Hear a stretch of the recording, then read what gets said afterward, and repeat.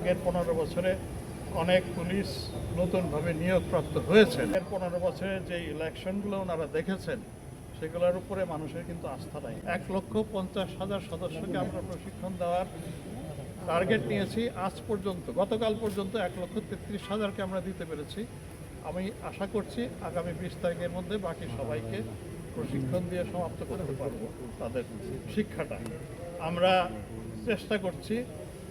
সরকার, স্থানীয় সরকার মন্ত্রণালয়কে বলেছেন প্রতিটা কেন্দ্রে তারা যেন সিসিটিভি, ক্লোজ সার্কিট টেলিভিশন যেটা ফিক্স থাকে, সেই সিসিটিভি ক্যামেরা, সিসিটিভির যে ক্যামেরা সেটা যেন তারা প্রতিটা ইলেকশন কেন্দ্রে তারা স্থাপন করেন।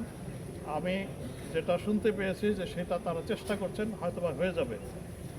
এর অতিরিক্ত ইন অ্যাডিশন টু দ্যাট আমরা পুলিশের যেগুলো গুরুত্বপূর্ণ কেন্দ্র, ঝুঁকিপূর্ণ 8,000 এবং মধ্যম ধরনের ঝুঁকি যাদের আছে 16,000, এই 24,000-এর প্রত্যেকটাতেই আমরা পুলিশের কাছে বডি ক্যাম দেওয়ার একটা উদ্যোগ নিয়েছি। জেলার এসপি সাহেবরা স্ব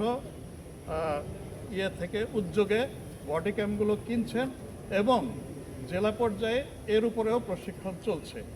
আমরা, আপনারা জানেন, 13ই ডিসেম্বর থেকে অপারেশন ডেভিল হান্ট ফেজ 2 শুরু করেছি এবং এইখানে এ ব্যাপারে আমাদের অনেক সমালোচনাও আছে। অনেক রাজনৈতিক নেতৃবৃন্দ, অনেক ক্যান্ডিডেট প্রার্থী তারা বলছেন যে আপনার পুলিশ আমার কর্মীকে অ্যারেস্ট করছে, আমার তো নির্বাচনে কাজ করতে পারছি না। আমরা চেষ্টা করছি যতটা সম্ভব অবজেক্টিভলি কাজ করতে। এখন যিনি পোটেনশিয়ালি একজন রিস্কি থ্রেট, যিনি potential threat for the election, আমরা চেষ্টা করছি তাকে আইনের আওতায় আনতে, তাকে গ্রেফতার করতে, অথবা যদি তার বিরুদ্ধে কোনো মামলায় থেকে থাকে যেই মামলায় তিনি আসলেই অপরাধী।